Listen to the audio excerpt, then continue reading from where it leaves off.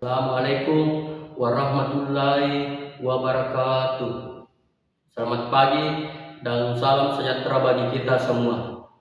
Perkenalkan, nama saya Insinyur Zainal Sudirman STMT, dosen program studi teknik perawatan mesin Akademi Komunitas Industri Manufaktur Bantaeng, dan pada saat ini saya mengampu mata kuliah material teknik, gambar teknik, praktikum gambar teknik, teknologi CNC, dan praktikum teknologi CNC.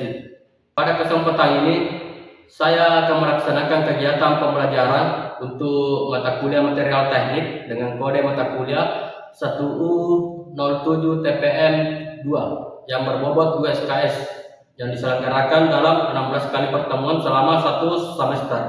Untuk mata kuliah material teknik merupakan mata kuliah dasar keahlian yang membekali mahasiswa dengan pengetahuan mengenai berbagai jenis material teknik beserta karakteristiknya sebagai dasar dalam pemilihan material yang tepat pada bidang teknik perawatan mesin. Penguasaan pada materi ini sangat penting karena keberhasilan proses perawatan, perbaikan maupun pengoperasian mesin sangat dipengaruhi oleh pemahaman terhadap sifat dan perilaku material yang kita gunakan. Adapun capaian pembelajaran mata kuliah atau CPMK pada mata kuliah ini adalah sebagai berikut. Yang pertama itu, mahasiswa mampu mengidentifikasi dan mengklasifikasikan berbagai jenis material teknik berdasarkan struktur, karakteristik, dan aplikasinya pada bidang teknik perawatan mesin. Yang kedua, mampu menganalisis hubungan antara struktur material, sifat fisik, sifat mekanik, sifat kimia, serta proses degradasi material sebagai dasar dalam memilih material teknik yang sesuai dengan kebutuhan aplikasi. Dalam proses pembelajaran, saya menggunakan berbagai media pembelajaran antara lain seperti slide presentase yang berbasis PowerPoint, video pembelajaran atau animasi, papan tulis, dan learning management system atau biasa disingkat LMS sebagai media pendukung pembelajaran dan penugasan untuk mahasiswa. Nah, untuk model pembelajaran yang diterapkan adalah contextual learning dengan metode ceramah interaktif, diskusi, tanya jawab, studi kasus, serta penugasan mandiri melalui pendekatan tersebut. Mahasiswa diharapkan mampu menghubungkan konsep-konsep material teknik dengan permasalahan nyata yang dihadapi di dunia industri, khususnya pada bidang teknik perawatan mesin. Sebagai acuan dalam pembelajaran, referensi yang utama yang saya gunakan itu buku Material Science and Engineering, terus ada buku Material Selection in Mechanical Design, terus ada buku Mechanical Metallurgy, serta berbagai artikel ilmiah dan standar pengujian material yang relevan sebagai referensi pendukung. Demikian pengantar perkuliahan pada mata kuliah material teknik. Selanjutnya kita akan memasuki pembahasan materi sesuai dengan capaian pembelajaran yang telah ditetapkan. Terima kasih atas perhatian saudara sekalian. Wassalamualaikum warahmatullahi wabarakatuh. Selamat pagi semua. Pagi. Ya, jadi tadi pertemuan pertama bagi mata kuliah material teknik. Nah, sebelum kemarin kan kita sudah melakukan sebuah kontrak perkuliahan untuk mata kuliah material teknik. Jadi hari ini kita melakukan pertemuan pertama sebelum kita melakukan proses pembelajaran. Mungkin boleh satu orang memimpin doa terlebih dahulu. Ya, Dino bisa pimpin doa. Baik, sebelum kita memulai pelajaran hari ini, baik kita lakukan doa sesuai agama dan kepercayaan masing-masing. Doa dimulai.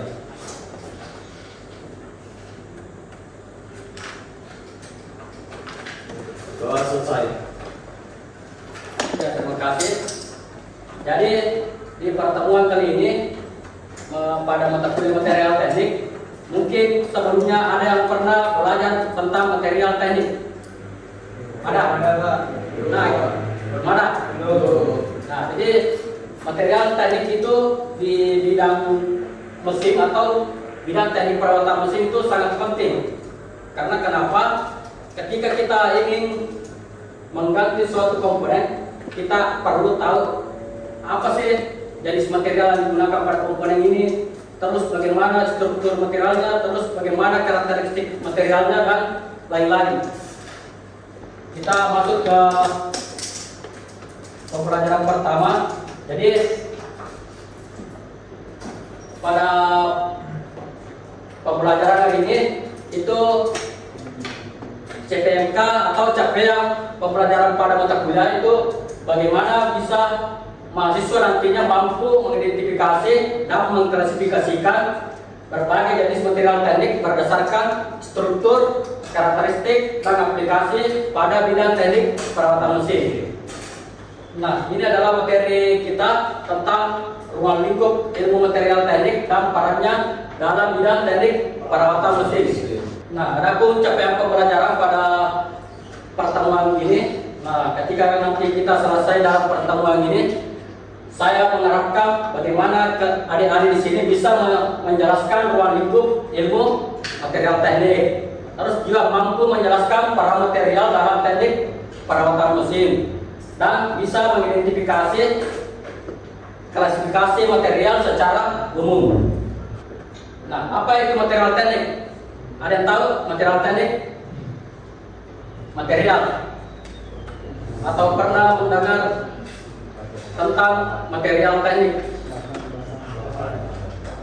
Atau ada logika seperti ini, ketika kita membuat sebuah kue, nah di situ kita memerlukan bahan-bahan sesuai dengan kebutuhan kita untuk membuat suatu kue tersebut. Nah, begitupun dengan material teknik. Jadi material teknik itu merupakan sebuah bahan yang digunakan untuk membuat komponen, baik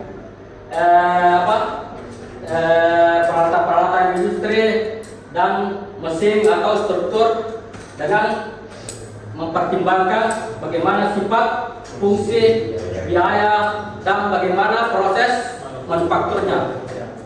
Jadi di pembelajaran material teknik itu dari yang kita harus highlight bahwa material teknik itu adalah bahan yang digunakan untuk membuat suatu komponen. Jadi itu yang perlu kita garis bawahi. Material itu adalah sebuah bahan yang digunakan untuk membuat suatu komponen. Nah, untuk membuat suatu komponen, ada beberapa perlu yang kita pertimbangkan seperti ini. Bagaimana proses manufakturnya?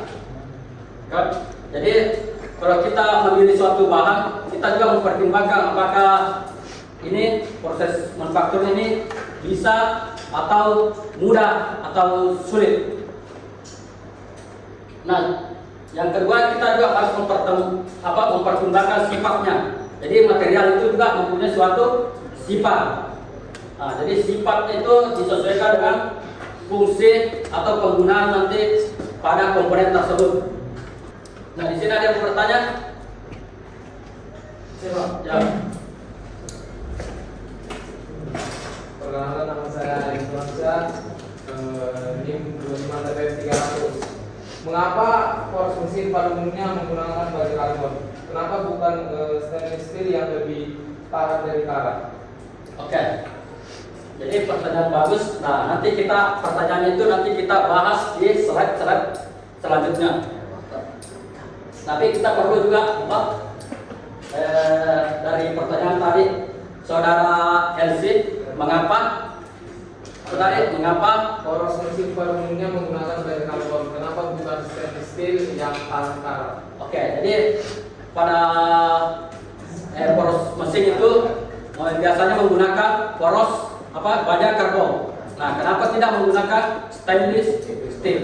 Jadi kenapa dia menggunakan baja karbon? Karena kita melihat dari sifat dan fungsi. Jadi poros itu dia poros pada mesin tadi, dia akan berputar. Jadi itu yang harus perlu kita pertimbangkan. Jangan sampai kita memilih material yang tidak sesuai dengan lingkungannya atau penggunaannya.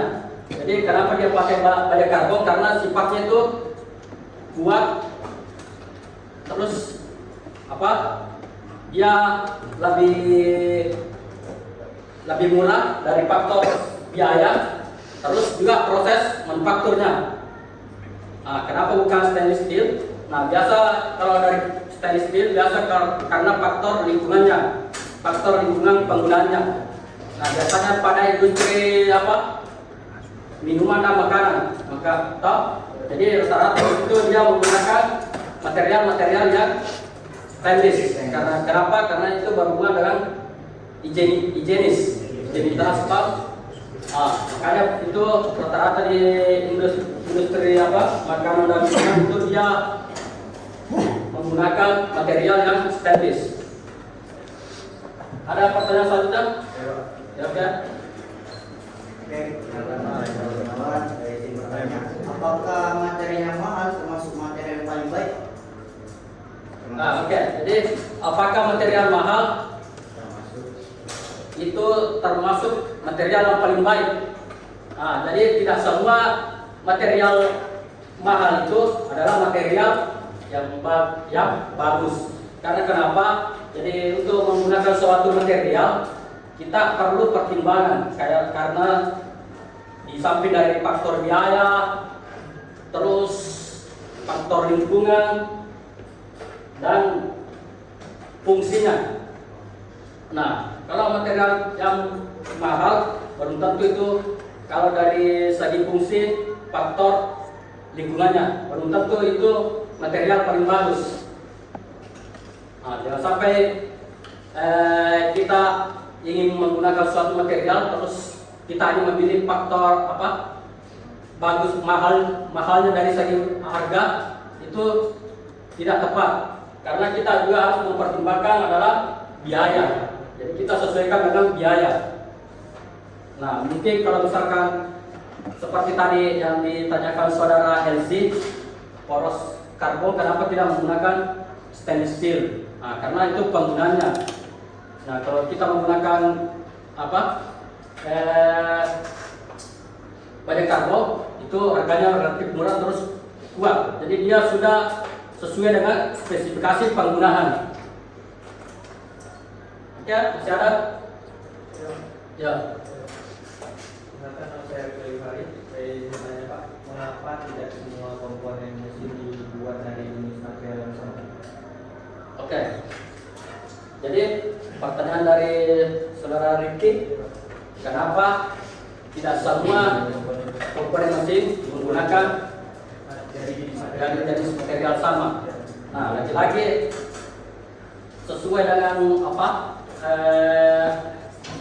deskripsi material teknik, bahwa material itu digunakan untuk membuat komponen sesuai dengan sifat atau mempertimbangkan dengan sifatnya. Kenapa material semua mesin tidak menggunakan material yang sama? Nah, misalkan material di kendaraan. Jadi di kendaraan itu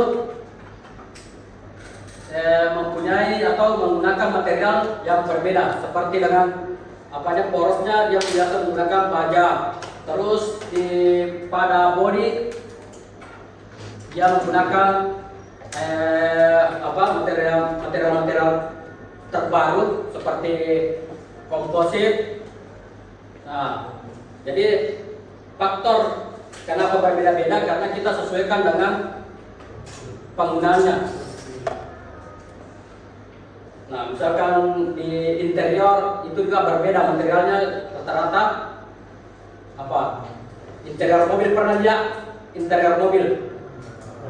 Nah, terus kita juga bisa membandingkan sekarang bahwa bodi dari mobil lama dengan mobil-mobil yang baru itu materialnya sudah berbeda. Karena kenapa? Apa yang berubah? Materialnya, karena ingin mencari material yang kuat, sifat fisiknya sifat mekaniknya kuat. Terus kita melihat dari sifat fisiknya, material ini bodi-bodi kendaraan sekarang rata-rata menggunakan material yang ringan. Kenapa dia menggunakan material ringan? Supaya faktor efisiensi bahan bakar. Berbeda dengan kalau kendaraan berat, itu biasanya efisiensi penggunaan bahan bakar itu ya lebih banyak yang terbakar daripada kalau yang ringan kan dia seperti dengan industri dirgantara sekarang banyak menggunakan material-material baru seperti yang saya sebut tadi, material-material komposit. Nanti kita belajar jenis-jenis materialnya di pertemuan-pertemuan berikutnya. Masuk ke ruang lingkup material teknik. Nah, di sini ruang lingkup material teknik itu terdapat struktur, bagaimana struktur materialnya, terus bagaimana sifat materialnya, terus bagaimana tentang pengujian material, dan bagaimana cara memilih material, terus bagaimana dari sifat kimia di lingkungan korosif, terus kegagalan material. Oke, kita lanjut. Sampai di sini ada yang mau bertanya? Ya, silakan. Bagaimana cara mengetahui jenis material suatu komponen jika kita tidak mengetahui data spesifiknya? Oke, jadi bagaimana cara mengetahui jenis material jika kita tidak mengetahui mempunyai data spesifiknya. Jadi kalau kita misalkan tidak mengetahui data spesifik pada material tersebut, kita bisa melihat kodenya. Apabila kita tidak terdapat kode, kita bisa langsung melakukan pengujian material. Pengujian material seperti pengujian tarik, bagaimana kekuatannya, bagaimana pengujian bending, bagaimana elastisitas material tersebut, terus bagaimana pengujian fatigue, bagaimana kelelahan terhadap pada material tersebut. Nah, terus di sini ada struktur material. Nah, di struktur material itu kita bisa mempelajari bagaimana susunan atom pada material tersebut. Terus sifat materialnya, sifat material itu kita bisa mempelajari bagaimana sifat fisiknya, bagaimana sifat mekaniknya, bagaimana sifat kimianya, terus sifat-sifat lainnya. Nah, pengujian material seperti tadi yang saya bahasakan bahwa material itu bisa diuji untuk mengetahui bagaimana kekuatan atau sifat-sifat lainnya. Terus pemindahan material. Nah, di pemindahan material ini kita sesuaikan dengan penggunaannya. Jadi untuk memilih suatu material harus kita sesuaikan dengan penggunaannya, dengan mempertimbangkan biaya, sifatnya. Nah, itu tergantung nanti ketika kita mau menggunakan sebuah material. Seperti kalau misalkan penggantian komponen suatu mesin, misalkan bearing. Bearing kan bagaimana material apa yang cocok pada bearing tersebut? Material apa itu yang biasa yang kita gunakan pada bearing? Bearing biasa menggunakan material apa? Tahu kan bearing? Nah, bearing menggunakan material apa?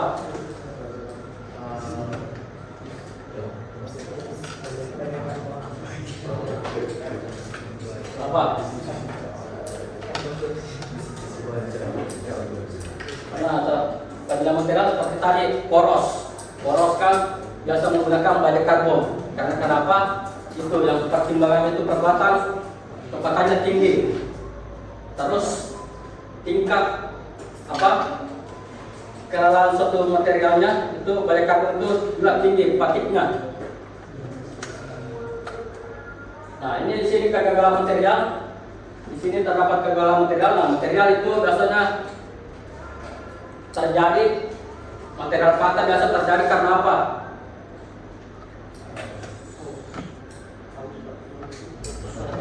Ya, haus bisa, korosi, apalagi umur dipakai, terus apalagi apa?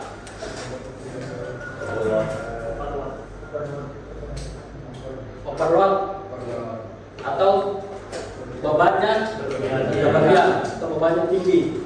Nah, kegagalan material itu biasa juga diakibatkan karena ya di ini material tersebut mempunyai sebuah inisiasi crack. Nah, inisiasi crack, kalau kita berbicara crack berarti yang terpampang di pikiran kita berarti Presiden B.J. Habibie. Ya, karena dia disebut Mr. Crack. Nah, karena dia yang menciptakan teori-teori crack pada pesawat terbang. Nah, biasanya kan di material tersebut itu kegagalan satu material itu biasa dipengaruhi hanya kecil, inisiasi crack. Nah, seperti dengan kertas, kalau misalkan kita melihat sebuah ini kertas, nah jika ada robetan sedikit gini, artinya ada crack sedikit, terus kita tarik, pasti patahannya terdapat di inisiasi crack tersebut. Walaupun inisiasi cracknya terdapat di pinggir, kalau kita kasih beban dia pasti tidak patah di tengah, pasti dia di pinggir yang terdapat inisiasi crack. Nah, itulah kenapa Presiden B.J. Habibie dulu menciptakan teori-teori crack, karena di material-material sayap pada pesawat tersebut itu dulu sering patah. Nah,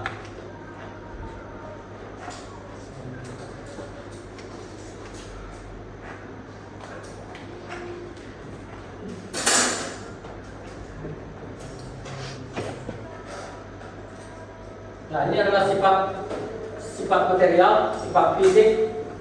Nah, sifat fisik itu berarti kita mengetahui bagaimana massa jenis pada material tersebut, terus titik leburnya.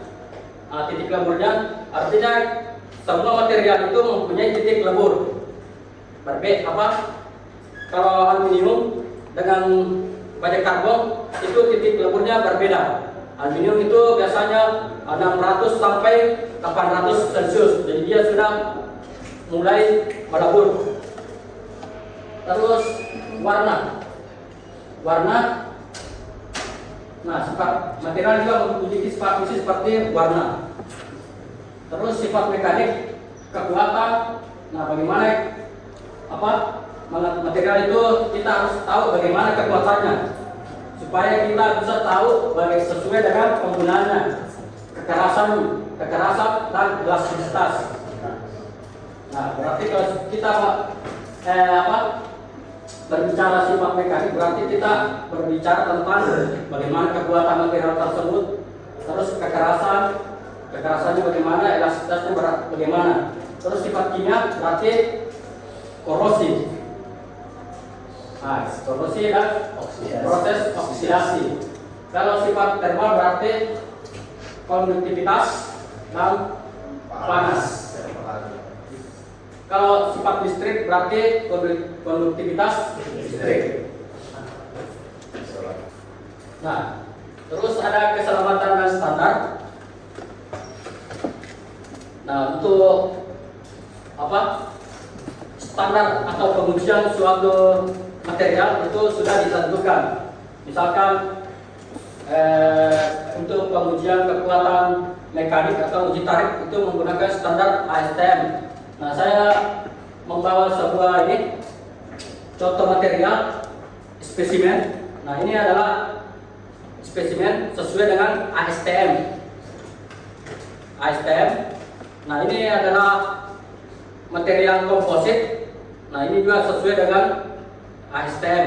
Jadi pengujiannya harus sesuai dengan ASTM yang ditentukan.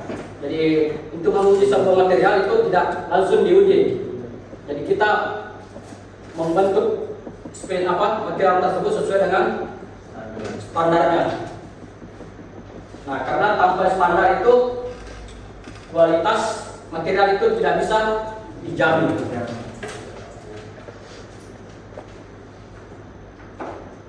Ya, dari waktunya tanya jawab. Nah, saya mau bertanya dulu kepada adik-adik untuk ini saudara Rizal. Nah, apa pengertian dari material teknik? Dari material ini adalah suatu bahan atau komponen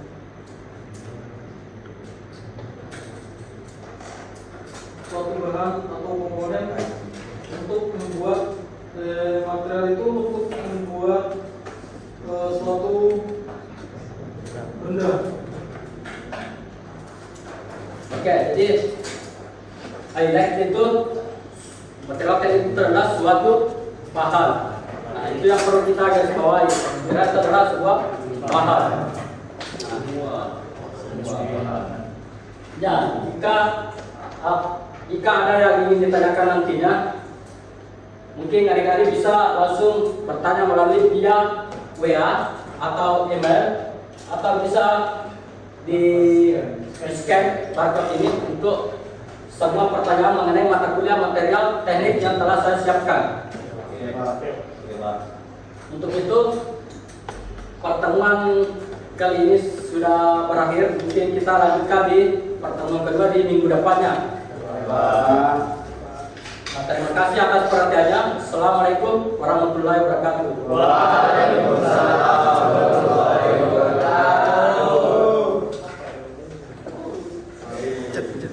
Demikian pelaksanaan pembelajaran pada mata kuliah material teknik yang telah saya sampaikan. Dalam proses pembelajaran ini, saya berupaya menerapkan pembelajaran yang berpusat pada mahasiswa melalui pendekatan contextual learning dengan memanfaatkan berbagai media pembelajaran untuk mendukung tercapainya capaian pembelajaran pada mata kuliah ini. Harapan saya, proses pembelajaran ini dapat memberikan pengalaman belajar yang aktif, interaktif, dan bermakna sehingga mahasiswa mampu memahami konsep material teknik serta mampu mengaplikasikannya dalam bidang teknik perawatan mesin. Demikian video praktik pembelajaran ini saya sampaikan sebagai bagian dari pemenuhan persyaratan sertifikasi dosen pada tahun 2026. Saya menyadari bahwa peningkatan kualitas pembelajaran merupakan proses yang berkelanjutan.